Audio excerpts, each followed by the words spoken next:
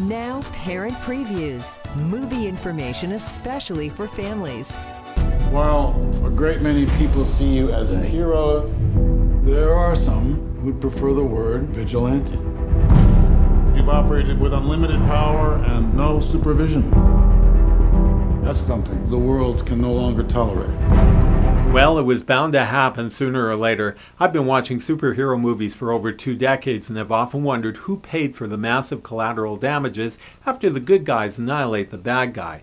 Not only is there incredible destruction of property, there's also the loss of so many innocent lives. Well, now that very question is being asked by the United Nations in Captain America: Civil War after an Avengers operation in Nigeria goes awry and leaves buildings destroyed and many people dead. This final straw leads to the development of the Sokovia Accord, a document that places the Avengers under the oversight of an international governing body.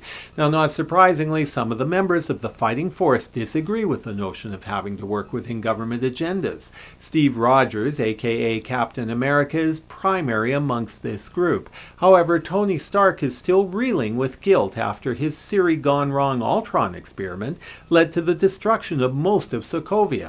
And that motivates the Iron Man to support the proposal and try to convince the others to follow his lead.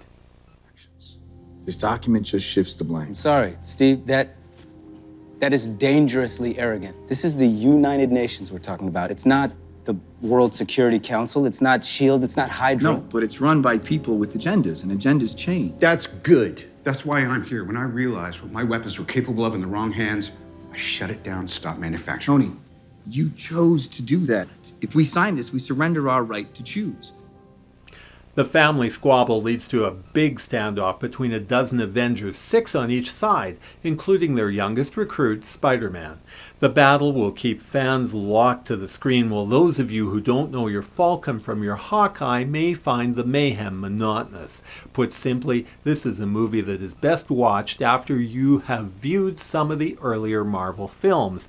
As we get deeper into these characters and their backstories, it will become increasingly difficult for casual moviegoers to just drop into films like Civil War.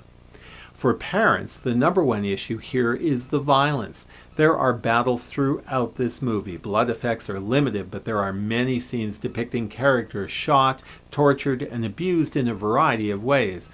Although I saw younger children at my screening, parents should be cautious about letting preteens see this film. There are positive messages about avoiding vengeance, but we sit through a lot of aggression to arrive at that point. Captain America: Civil War is rated PG-13 in the US, and for our full review you can visit us at parentpreviews.com.